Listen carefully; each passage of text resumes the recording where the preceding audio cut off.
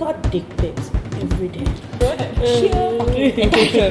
Then let's talk about the thing about revenge porn. Yeah. I just want to kind of like go into a coma and like not wake up. And it was almost like a little online army who descend specifically to harass that woman. you know, like honestly, I have zero tolerance for bullshit. Don't delete it. Take screenshots. All three of us have experienced somebody telling us that we need to be raped. It's happening everywhere.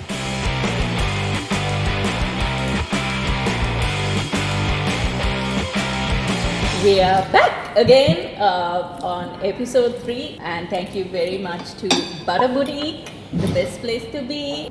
If there's any reason to have 3 women talking, it's Kate. So cyber harassment, okay? There's like a lot of, I think, misconception of what it is. Yeah. What is it exactly? It's a form of harassment. And it's also a form of gender-based violence. And I think often it isn't seen as that. But I would argue that you can include cyber harassment or violence or whatever in any sort of situation where the online space is involved. Starting from today, like I got a message, a DM on Instagram saying, "Hey friend, good morning, good morning, good morning." And I didn't reply, I didn't even open it. So right. I get a lot of these good morning, good morning, like endless good morning, hi, good morning, wave, hi, good morning. Is that cyber harassment, or is that just somebody who's not willing to take the fact that I'm not talking to you because I don't want to? It is harassment, no? Because, it's again, right, how we don't recognize harassment that happens online is somehow less or somehow not as... So, for example, if you were speaking on a public panel, and somebody came up to you and said, hey, and you said, I don't want to talk to you. Yeah. And you talked to someone else and they kept saying, hey, they could get arrested. People around you would be like, what the hell is wrong with this person? So what are some of the worst things that have happened to you? So I don't know if you remember this, but like I was really, really sick and I was on medical steroids like about 2.5 years ago. I had like hallucinations and it was pretty bad. Like I had my friends checking up on me, the usual. But then I also started getting emails saying so many colorful words like to describe me, that I'm a slut, I'm an attention seeker, that I don't have any mental health issues or anything like that. And then one day I got an email saying, you know what, you're such a burden to society, you're a laughing stock, just like kill yourself. What? And that really hurt. Was it? So I was really struggling, and so for someone else to say that to me, knowing that I'm going through something, I just thought that was just like a different level of me. And I usually don't talk to my parents about the kind of things I get. They won't be able to handle it, and the immediate reaction would be like, okay, stop everything, I sat them down and I spoke to them about it and they both cried. And that hurt me even more, it got better for a while and then it got so much worse. I'm fine. And I just spoke to this really amazing doctor and I was like, I just feel overwhelmed with everything, I just want it to stop. And then he's like, what do you want stopped? I'm like, everything. I just want to kind of go into a coma and not wake up. And I never thought I'll feel that way, because I've never been that person. I've never been the person. Thank you. Yeah. But I've completely been there because like you, I use theatre, performing, dramatics to somehow escape a lot of mental health issues that I've been dealing with, right? And it's just that I've never spoken up about it like you until very recently. When I've tried to tell my story, that whole backlash from people who don't know me, the messages and all that say, oh, just trying to get attention, Yeah. One thing I've always believed and one thing my father has always told me is that confident people don't hate. So this just came from someone who's really insecure, who has nothing better to do with their life, right? So we pity them. We don't get angered by them or sad by them, we pity them. What about all of us who sit around in conversations and say things like, oh my God, do you see what Grace posted today? Ugh, what is her problem? You are the problem. She's not the problem. you are the problem. True.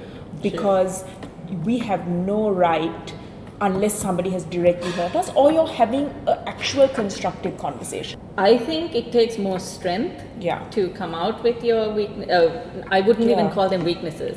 To Your what makes you vulnerabilities. vulnerable. Yeah. I think it takes far Absolutely. more strength to put yourself out there when you are going through that challenge as well. That's why I want to ask you, do they really understand the extent to which they harm people? The mentality is a couple of things, I think. One is, I think it's sheer word that will have to be bleeped out, entitlement. And they just Why would I feel, bleep that out? no, not the word entitlement, the word before that. No, you can say fucking entitlement. I can say if you super want. This is brilliant. YouTube. Yeah, sheer fucking entitlement. Go ahead. Sheer fucking entitlement. Just people who feel entitled to say these things to other people with zero consequences, because we're very good at the ane power, ane sin for her, no damn sin power ane. But we don't think about what it's like to be in that person's shoes. I have definitely done things I'm not proud of and made comments I think we on all people, have, like, you know. But it's about you take a step back from that, look and see what you can change and do better. And I think that is what is lacking in these people. Because even those people, I say, what if somebody said something like that to you? Why would they say something like that to me? What's wrong with me? What have I done? What have Yeah. I done? I'm not. Sit down. Yeah. You know, just calm Down before you hurt yourself. It's like, stop your mouth from moving. Yeah. And there's no, I think there's also no societal policing. So we also don't call out our friends. I've had so many memes made of me, like it's crazy. I've seen those actually because you've actually. I put share those them, out there. yeah. You've shared them. Okay, so actually one of my favorite memes was they shared a really nice picture of me too. I did this reading in India and it said wrote a book about feminism and then it said ate all the copies. Okay, like no, Yes, it's you funny. came up with that. I thought it was kind of funny, but I'm just like, wow, you're really really bored, right? Somebody said, oh, you don't know what's out there till you Google yourself. So I was like, oh, this is fun. That turned out not to be fun. Okay. Because there was an article or something that featured my father in, which I thought was, the level to which nastiness people go on Colombo Telegraph. The comments below said something nasty about my dad, and then it said, oh, he has 4 daughters. Are they married? Don't know what that had to do with anything. Oh, gets better. Go, Shania could afford to lose a little bit of weight. It was gender. It's so rooted in the fact that we are women and our bodies are supposed to look a certain way. We're supposed to behave a certain way. Like you're supposed to turn on everyone else, you know? Yeah, like, but also like you can't be too hoary because then you're yeah. Then nobody talks about the male influencers the way they talk about the women influencers. Because we've been conditioned to think a woman looks like this and thinks like this and talks like this. Is naming and shaming the way you should be dealing with this? Isn't naming and shaming also a form of reverse harassment? What do you think? What are the Boundaries. sensitivities there? I'm really torn with that, Shanuki, and I don't think I have come to a place where I know whether I'm comfortable. On one hand, I'm like, that the fuckers. Yeah. On the other hand, the utopian in me would like to say, let's be better than that. There was this Facebook group where, made up this primarily of men, where they had identified certain women. But basically, if they posted something or they commented on something, this link would be pasted on this group, and this group of like dude bros, it was almost like a little online army, would descend specifically to harass that person. Yeah. It was an orchestrated. So this was There's a lot of effort. cyber racism that's happening Yeah, just so- like that. Is it a power thing? It's absolutely a power thing. I don't know if you remember when the police misidentified a young American Muslim Sri Lanka, where she was Saying that she was citizen. on the terrorist list. I the actually picture was plastered went- all over, right? So there were the ones which were, you're a terrorist, why are you trying to destroy, all of that. Which Yeah, was but predictable. verify first, no? Yeah, but that was, okay, that's one level of it, no? Then there was, I want to fuck you and come on your hijab. Aki send me nudes. They weren't fake profiles. Like, they had information out there, which was, you could definitely tell it was a Tag person. it like a person to it. Like yeah. a person. They feel protected because it's It's a terrorist, no? and she asked for it, no. So to me, it's that level of impunity which truly blows my mind, because we are so okay with it. So even Tusayan, he would get attacked, the guy who came out of BBC. Yeah. So he got attacked on one level. His sister, Yeah. who really had nothing apart Nothing to from do with posting a thing in support of her brother, which you do for Yeah. family, right? Yeah. The way she got attacked, like you mixing her dick in you, Yeah. you be raped by the army. Like, I was just like, the level Like, of how is this sexual okay? violence. Being told that someone can't wait to rape you is just so traumatizing. Like, All three of us have experienced somebody telling us that we need to be raped. What does that Yeah, say about yeah. the world we've created? Okay, if you can tell whoever is watching out there, because I know a lot of ladies are probably really interested because they are subjected to a lot of harassment. What are the steps they can take as civilians? What do we have to support us? Not much, I'm guessing. Yeah. The first thing we would say is just delete nothing. I think often, even especially if you're getting blackmailed or threatened on that level, don't delete it. Take screenshots because the metadata in the screenshots is also important to show that you haven't doctored it. The second thing is speak to a lawyer. Try, if you don't know anyone, you can inbox Bakamoono on Facebook. The third thing you can do is usually once you speak to a lawyer, it's a good idea to file a police complaint, but do that with your lawyer. If you're under 16, there's a sort of, we can kind of take it through the National Child Protection Authority and figure something out. If Right. you're over a certain age, it does fall under the penal code in a way that we can stretch the definition of harassment. But in terms of police, I feel sorry for a lot of them because we work with a lot of them, and a lot of them I feel are unfairly vilified, especially in this Right, thing. okay. Because if you go to many police stations across this country, they don't even have a computer, much less anything else, Yeah, right? yeah. So then we go there and we're like sort of demanding. A lot of these guys, like, they're barely on Facebook themselves. If you see it's a real profile, you can try and contact the person's employer. Okay. And I say do that because often these people, they don't face real life consequences. And here you are suffering and nervous and stressed out. And they're working for an organization and representing that organization. I remember one specific instance, one specific week rather, I got dick pics every day. Let's talk about Let's talk about the dick Right? Let's. I wanted to know, like, where would there be a segue to bring it in? Thank you, Grace. Like, Start. oh my fucking god. So I was on this group, and this group was for books, okay? And someone from that group sent me 3 pictures, and like you know, click on. So mang hita pot kiyala. Mang Ayo.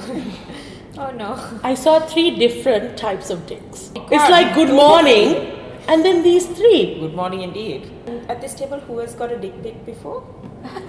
Hello. What does that say? I think like every girl I know has got a dick pic. Yeah, but I don't know what they're expecting to achieve. Like, okay, I mean, if but there are it's any guys watching this, do they even know that these dick pics that you send are being ripped apart in groups where we actually talk about... We take screenshots and we laugh at your dick. Pardon the pun, we belittle you for doing that. It's illegal in Sri Lanka because under the Obscene Publications Act, you can definitely be booked Oh, really? for creating obscene publications. I'm very sort of Circumcised. Thankfully not, my god. I feel like that's a Wow. I'm sort of very clear in saying that if somebody has asked you for a dick pic and you want to exchange dick pics with your girlfriend or even just casually with someone on the internet, provided there's consent, right? Somebody says, Yeah. oh, can I see your dick? Send her your dick. Provided the person sending and the person receiving are both consenting adults who have agreed to this. If not, please keep your phone away from your body and don't send it to others, and don't force others to send it to you either. Then let's talk about the thing about revenge porn. Yeah. When you do consensually send each other nudie pics. Yeah. And then sometimes something happens, something goes wrong in the relationship, and now he's up to no good with that picture. Can you take us a little through what Bakamoono actually advocates and tells girls to watch out for? We now call it cyber exploitation and violence. Globally, it's called online gender-based violence. What Bakamoono tries to do is we work a lot with schools because it starts very young. I mean, 13, Wow. 12, 13, we've seen cases at that age. We come from a sexual and reproductive health rights background. Yeah.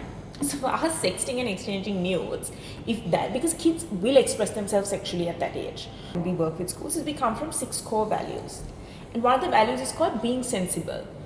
So instead of telling kids no, how about we teach them to think through consequences? We say, okay, send the picture, but have you thought about the consequences of what will happen to you when you send that picture? Then you also talk to young men on the equal thing and ask them about consent, about why they feel entitled to these pictures. Also now we have to realize it's a bigger business, right? It's about a bigger business. It's about I've heard that there are like adult men who pay boys to go and befriend girls and get nude pictures, assuming that because they're now it's a girlfriends. business, right? And they sell these pictures to these It's men, and currency. it's become like this. It's racket. no longer about masturbation or about those things. It's about money.